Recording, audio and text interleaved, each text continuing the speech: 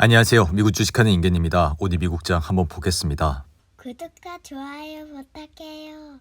오늘 시장은 트럼프 관세 정책에 불확실성이 커지면서 3대 지수 중 S&P 500과 나스닥은 동반 하락했고, 트럼프는 중국에 대해 제네바 합의를 어겼다고 비난하면서 또다시 증시에 관세 폭풍의 이슈를 불러일으켰습니다. 이에 트럼프는 장 시작 전 중국이 미국과의 현행 무역 합의를 위반했다고 주장했고, 이후 증시는 일제히 하락해 장중 나스닥은 1.6%나 하락을 하는 모습을 보여줬는데요.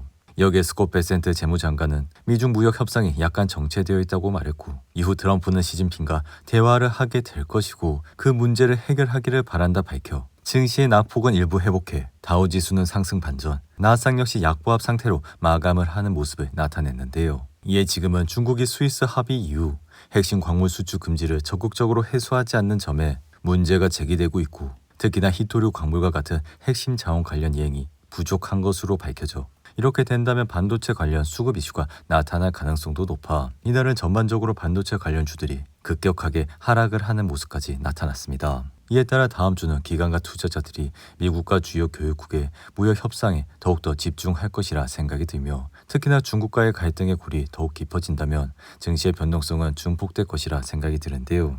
하지만 이러한 상황은 지난주에도 비슷한 상황이 나왔기에 트럼프는 유럽이 생각보다 협상에 진전이 나타나지 않자 50%의 관세를 부과한다 밝혔지만, 다시 주말 사이 이러한 발언을 정정하면서 증시는 다시 상승을 하는 모습을 나타냈기에 일단은 다음 주 트럼프의 행보를 지켜봐야 할 것이라 생각이 드는데요. 한편 미국 연방 하원 의회를 통과한 세법 개정안에 외국인 투자가의 이자 배당 소득에 추가 세금을 부과하는 내용이 담긴 것으로 뒤늦게 알려졌고, 이러한 조치는 다시 증시의 대형 악재로 반영이 될 수 있기 때문에 미 하원에서 가결된 내국 세법 중 섹션 899 조항을 두고 논란은 더욱더 커질 것이라 생각이 드는데요.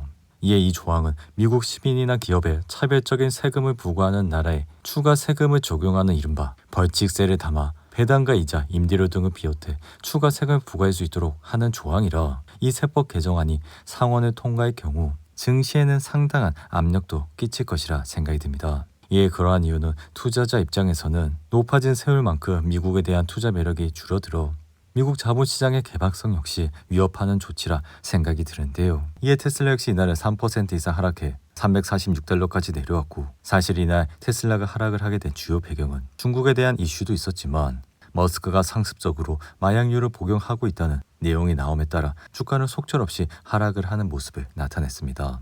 이에 뉴욕타임즈는 머스크가 트럼프 선거 유세 중에 불법 약물을 이전에 알려진 것보다 훨씬 심각하게 남용했다고 밝혔고, 뿐만 아니라 엑스터시 그리고 케타민까지 때때로 복용하고 있다며 약물 중독이 심각하다고 밝혔는데요. 그럼에도 지금까지 테슬라 주가 상승의 주요 배경은 다가오는 6월 10일 로보택시에 대한 기대감이 굉장히 반영이 됐기에 아직 테슬라 주가가 내려가는 것은 시기상조라 할 수 있으며, 지금은 텍사스에서 로보택시 서비스를 시작할 예정이라 주가는 2달 내내 상승세를 이어가고 있다 생각이 듭니다. 이에 테슬라의 로보택시 사업은 차주가 자율주행차를 개인 승용차로 타고 다니며 이용하지 않을 때는 택시처럼 활용할 수 있다는 점에서 웨이모와 바이두와 달라 당장 규제 때문에 머스크의 구상이 실현되기 위해서 다소 시일이 걸릴 전망이지만, 테슬라 차량 보급 속도와 자율주행 기술을 감안한다면 로보택시의 대중화는 생각보다 빨리 이뤄질 것이라 생각이 드는데요. 이에 테슬라 로보택시의 자율주행 핵심 기술은 8개의 카메라와 인공지능 기술을 실시간으로 도로와 주변 환경을 인식해 판단하며, 이 때문에 지도가 필요하지 않고 낯선 도로에서도 적용이 비교적 쉽다고 할 수 있습니다.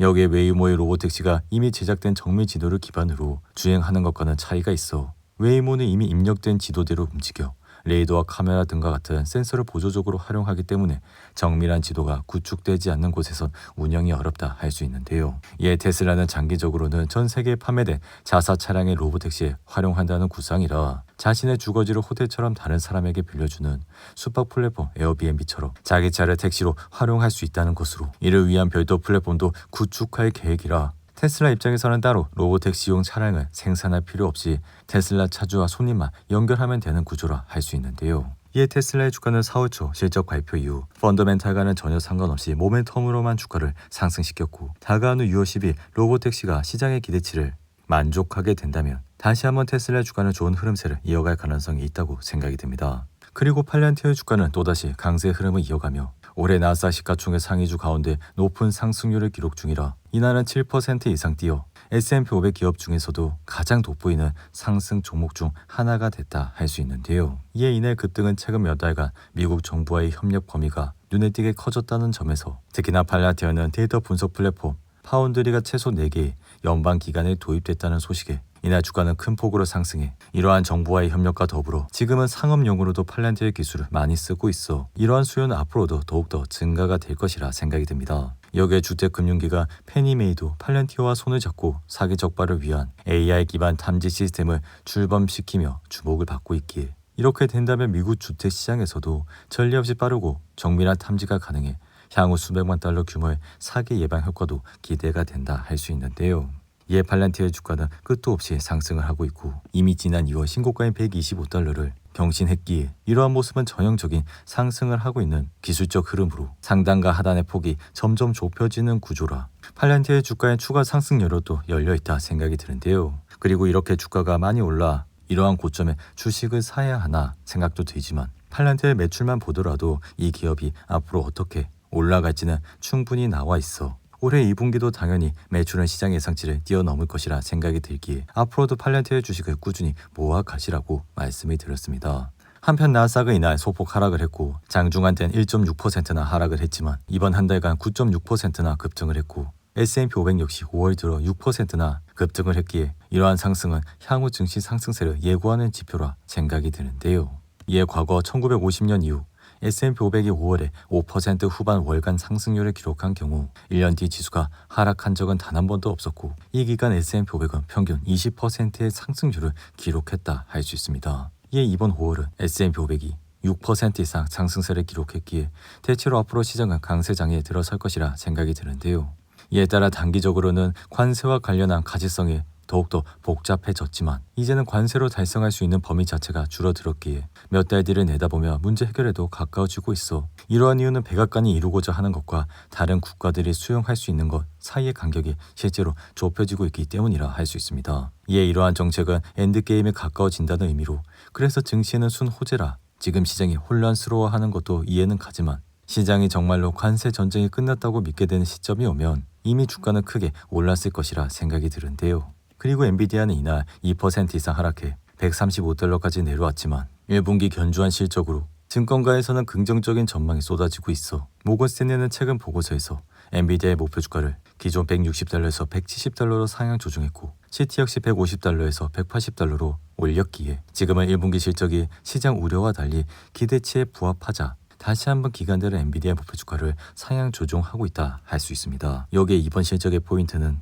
매출이 69% 성장으로 분기마다 성장률이 떨어지곤 있지만 실적 당일 주가가 상승을 했기에 이제는 기관과 투자자들이 엔비디아의 매출이 어느 정도 바닥을 다지고 있다 예상을 하고 있어 여기에 블랙에르스는 마이크로소프트와 구글, 메타와 같은 빅테크 기업들이 여전히 인공지능에 대한 투자를 지속하고 있기에 이날 엔비디아가 하락을 한 것은 전혀 걱정을 할 필요가 없다 생각이 드는데요. 여기에 엔비디아는 지난 1년간 150달러와 100달러 사이의 박스권에 머물고 있어 이번 실적으로 H20 수출 규제로 인한 150억 달러 손실을 이미 상반기 매출에 반영했기에 다가오는 2분기 총 마진 회복에 대한 기대감이 커졌고 그동안 월가는 2000년 닷컴 버블 때 폭락한 시스코와 엔비디아를 비교하는 시각도 많았지만 지금은 그런 비교는 더 이상 온당하지 않다고 생각이 드는데요. 이에 그러한 이유는 예상을 뛰어넘는 엄청난 실적을 내놓고 있고 앞으로 10년도 AI 시장은 증시의 단연 1등 테마가 될 것이기에 엔비디아의 사업은 더욱더 견고해질 것이라 생각이 듭니다. 이 도매 소매업체인 코스트코는 예상을 상회하는 3분기 실적 발표로 3% 이상 상승했고 뷰티 소매업체인 얼타뷰티 역시 연간 이익 전망치를 상향 조정하며 주가는 거의 13%나 급등하는 모습을 보여줬는데요. 반면 의류 소매업체인 갭은 이번 분기 매출이 전년 동기와 비슷한 수준을 기록할 것이라 밝힌 이후 20% 급락했고 소프트웨어 회사인 얼라스틱 MV는 연간 매출 전망치가 시장 예상치를 하회하면서 주가는 12%나 급락을 했습니다. 이어 마벨의 1분기 실적은 투자자들과 기관에 큰 인상을 주지 못하자 6% 하락했고 클라우드 보안 업체인 지스케일러는 시장의 예상치를 상회하는 분기 실적이 나와 주가는 무려 8% 이상 급등을 하는 모습을 나타냈습니다. 오늘도 8분이 넘는 긴 영상 끝까지 시청해 주셔서 감사하고요. 가시기 전에 구독과 좋아요 잊지 마시고 그럼 저는 다음 영상에서 찾아뵙겠습니다. 감사합니다.